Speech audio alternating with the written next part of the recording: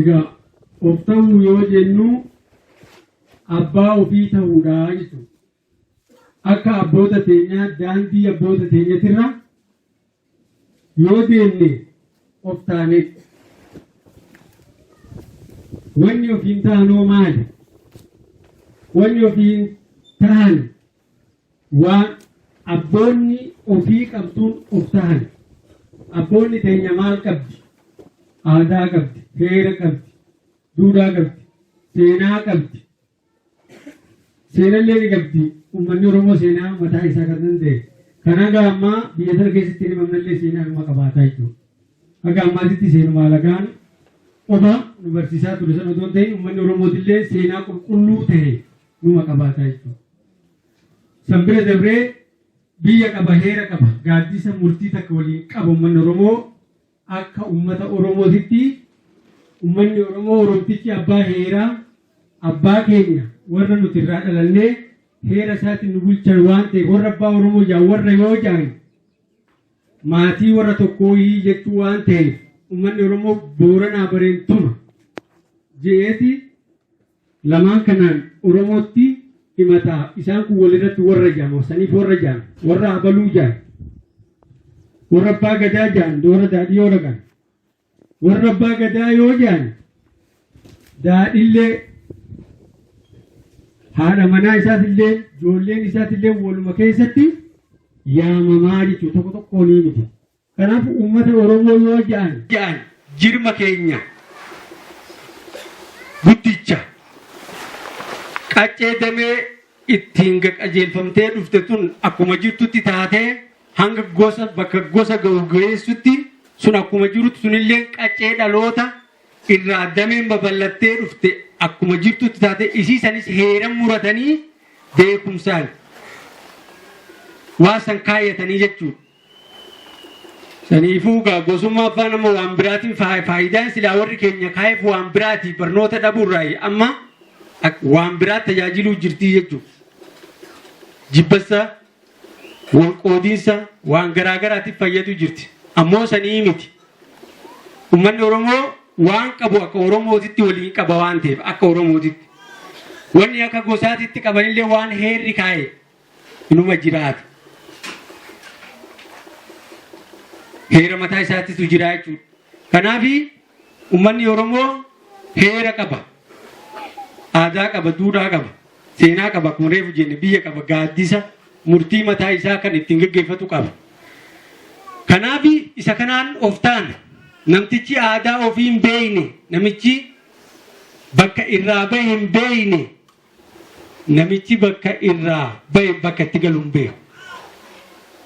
Saniif uummanni Oromoo aadaa waan qabuuf aadaa uummata Oromoo yoo beekne aadaa uummata Oromoo beekuu qabaa miire dura Oromoo beekuu qaba.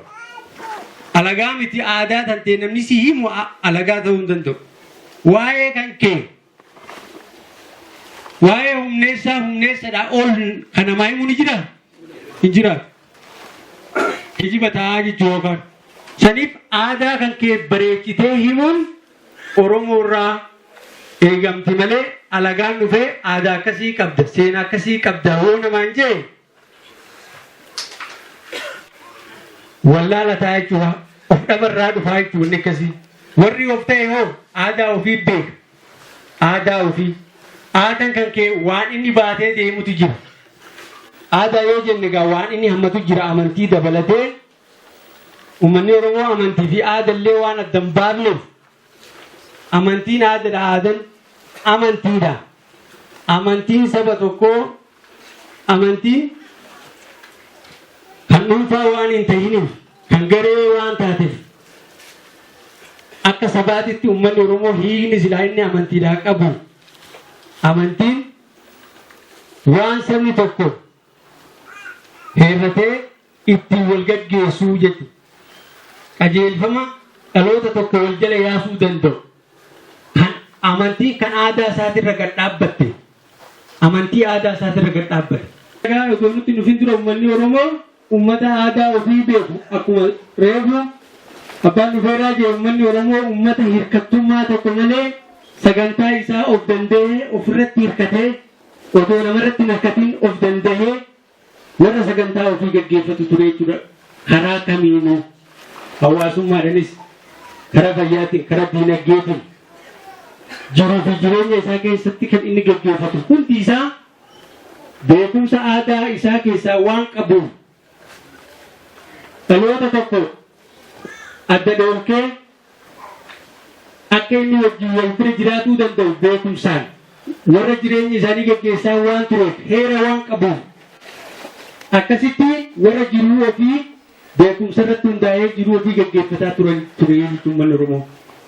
Kanaaf nuti illee irra yoo of taanu beekumsa abboota keenya duriititti yoo beekumsa amma sirna gadaa haaromsinaa sirna gadaatti ammayyeessinaa hanqina qabaa jee dubbataa bara. Heerri gadaa hanqina qabaatuu beekuuf dura waan silaa gadaan qabdu guutuu beekuu si teessisa. Waan silaa heerri gadaa qabu san beekuu si teessisa. Yoo beekte hawaan jaameef hin beekne amma aadaa duubatti hafaadha, aadaa baratamaadha, aadaan namaa aadaa ammayyaadha. Ammoo innis warra biratti aadaa warraati wanni san. Wanni sun waan aadaa warraati. Asoo dhufe aadaa ammayyaa ta'a. Kan keessi gaddisiisa kan namaas irratti fe'e. Kanaaf namni sagantaa ofiitirraa gore beekumsa isaatiin hin gaggeeffamu. Namni beekumsa ofiitiin hin gaggeeffamne immoo gatii ofiin beekuu ni gufa. Bakka irraa bade hin beeku, bakka itti karaa irraa maqe hin beeku, karaatti hin deebi'u. Waan rabbiin nuun jedhanii nutti fe'an kana hunda dhugaa jetee fudhannaa jechuudha. Yoo nama of ta'e taane malee.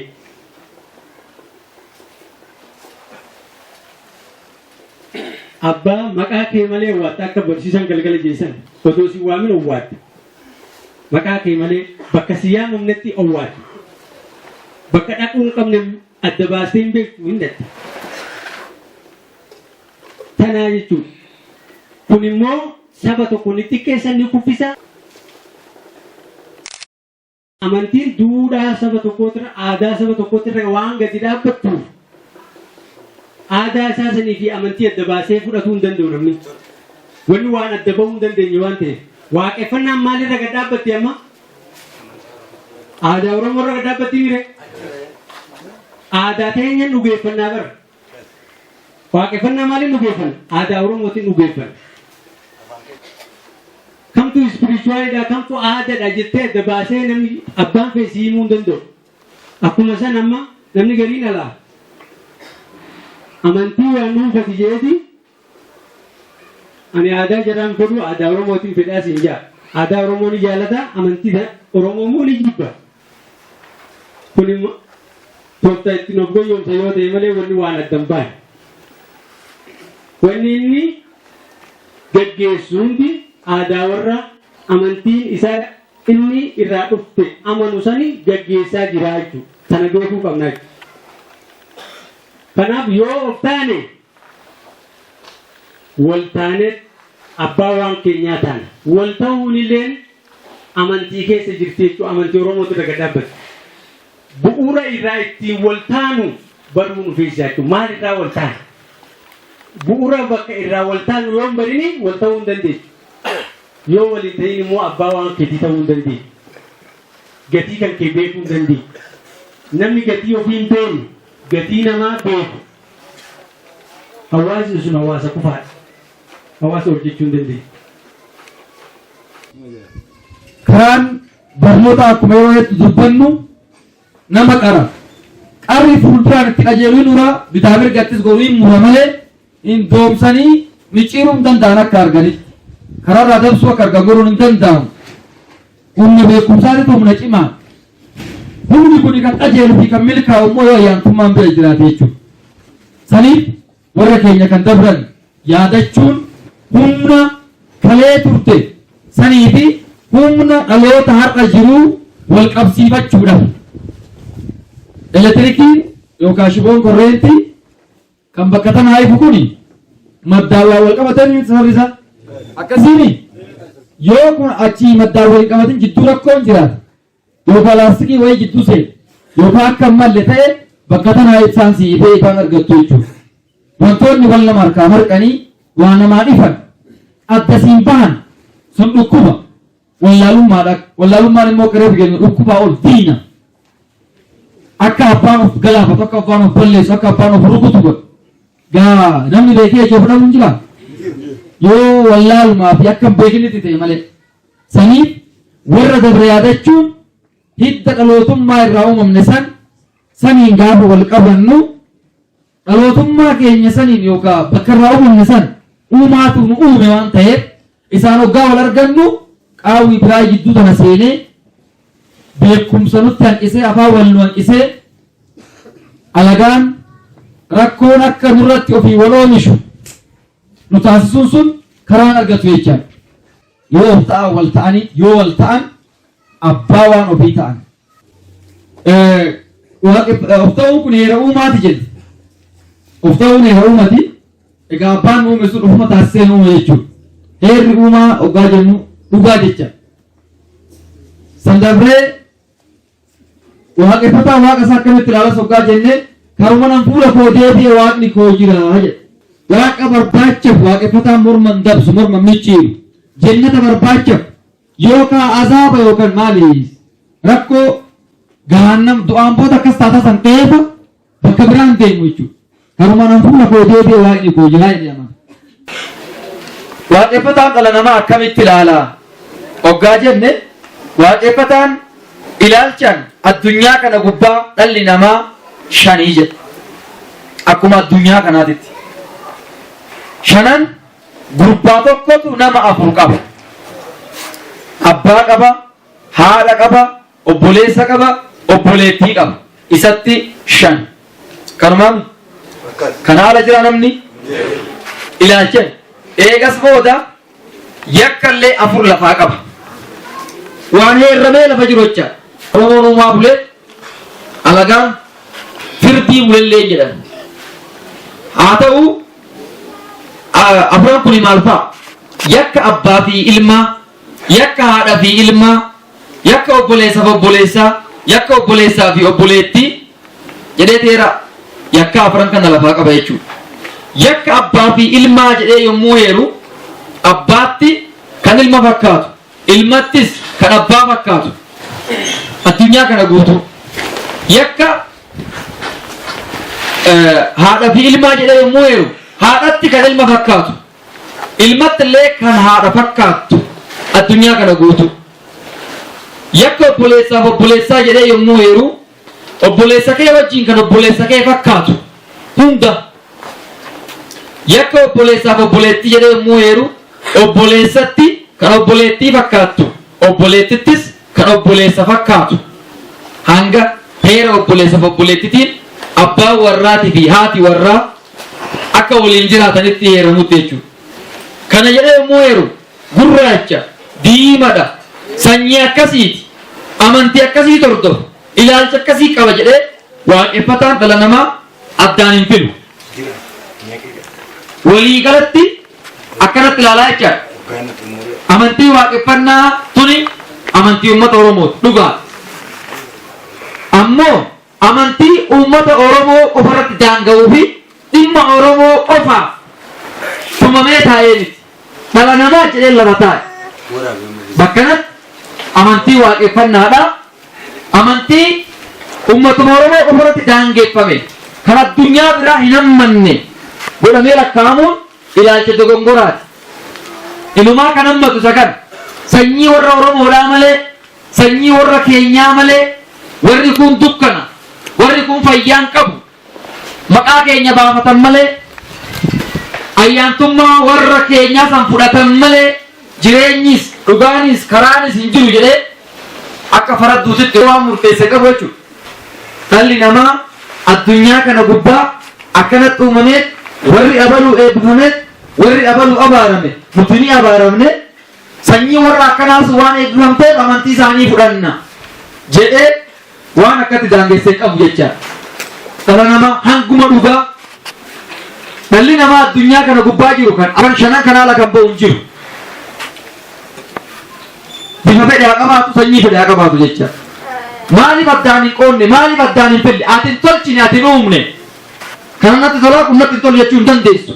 Tolcha harka keenyatti hire namni nama hin tolcha. Waaqan namumaa miti hire. Abbaa uume sanii wal dhabdaa. Dhugaadhaan wal dhabda. Waaqa si uume sanii wal dhabda yookaan waaqa nama uume kanaa wal dhabda. Isaan dhugaa wal dhabdu gaaddisa kamitti fixatta. Namni waaqa wal dhabee jaarsummaa taa'u hin jira. Eessatti taa'uu danda'a. Miidhaa. Bu'aan isaa miidhamoo ta'e batuu ta'e malee hin ta'u jecha. Nageenya addunyaa kanaa wanni booressu ilaalcha qixaawaa yookaan ilaalcha sirraawaa akkanaa kana dhabu. Uummanni kun lafaa qaba jechuudha. Uummanni Oromoodha heera akkatti heerame kana lafaa qaba. Kan saba tokkotti hin daangessin, kan amantii warra akkasii jedhee hin daangessin, kan bifa namaati irratti hin daangessin, laga as gamanaa laga achi gama jedhee kan hin daangessin lafaa qaba jechuudha. Kanaaf hojiitti hiikkachuu fi heera keenya yoomiyyuu kabajuun yoomiyyuu bakka dhugaatiif bakka beekumsaa kana dhaabbachuutu nurraa mala nu jiraachisaa nuuf ta'a waan ta'eef jechuudha. Dhala namaa akkanatti ilaala. Amantii akkasiitu hordoftaa bifa akkanaa qabdaa sanyiin keessa sanyii warra akkasiitii jedhee waaqeffataan dhala namaa nama fuuluma namaatiin nama ta'uu isaatiin kabajaa jecha. Sagantaa keessaa qaba waan kana. Manneen amantaa hamma dachii Afrikaatirra baay'atan Awurooppaa keessan baay'atan. Namoonni dhimma amantiitan hojjedha jedhanii dhimma du'aan boodatiin hojjedha jedhanii akka ofiitti wajjin jiraatan duudhaa isaanii gatanii waan biraa haasa'an warra amantii sun irraa burqe caalaa ogeessetti of godhutti jiran. Abbaa irraa fuudhe caalaa nabbeeka. Osi dhiba kan dararamu kan miidhamu sagantaa kana jalatti lola amantii jedhamee lola maalii jedhamee lola siyaasattii fi lola hiyyummaati lola daangatti wannan taane kan hin qabne uummata kana. Kan sagantaa ofiitiin afaan ofiitiin waan ofiitiin deemuu hin dandeenye. Ormarraa fudhate orma caalaa akka nama beeku tokkoof godhee halkanii guyyaa Waaqayyoo kanaaf na filate ofiin jedhee kan itti rakkachaa oolu nama keenya kanaa jiru. Kuba addaa jecha. Kanaaf abbaan waan san fidee itti kenne sunu kanatti hin jiru hojiitti jireenya. Kanaaf sagantaa dhala namaa gamas haa ta'u gamanas haa ta'u dubbii sagantaa dubbachuu jiru. Warri adiin hamaadha warri gurraachi bareedadha jennee murteessaa hin jirru. Addaanaaf oolu jechaallee hin jiru. Sagantaan keenya sun eeyyamu waan ta'eef. Saniif wanni sammuu keenyatti nuti galfannu sagantaa har'a yoo akka sagantaa keenyatti jiraachuu dadhabne yookaan baay'inni uummata hubachuu dadhabe itti cinni cittoo qabuudhanii abdii kutatanii akkuma eenyumtuu jiraatutti jiraata jedhanii of gatanii jiraachuun filmaata nuun ta'u furmaata nuun ta'u karuma beekumsaa karuma ifaa kana nu wayya waan ta'eef kana sirriitti barree wal barsiifnee ittiin jiraachuudha qabnaa jechuudha. Amaleeffanne dhala namaa waaqeffataa wal qixatti ilaala. Amantii waaqeffannaatis amantii dhala namaa addunyaa kanaa jedhee kunoo akka dhaggeeffachaa jirtan kanatti tuphaadhaan heeree lafaa qabu. Seeraa miti, labsii miti, heera muramte jedhamu dhageessaniimi murameen lafa jira. Ani ifate haaraa waan uumnu qabu. Waan kottamee amari'annu kana olii gadi haa goonu jennu qabu. Murameen lafa jira. Murtaa'ee jira jecha. Kanaaf heeran bulla'u jennu dhugaan akkana jetti. Keenya ta'e faarsuufis miti waan dhugaati waan qabatamaadha waan ta'eef faaruu fi qeequrrallee ittiin jiraachuutu murteessa. Kana jechuudhaan kanuma wal qabatee kan jiru mata dureen itti aanu tokko waaqeffataan jiruu fi waan jiraaf beeka jennee kan laalluun jira. Jiruun mataa namaati waan jiraa jechuun qabeenya.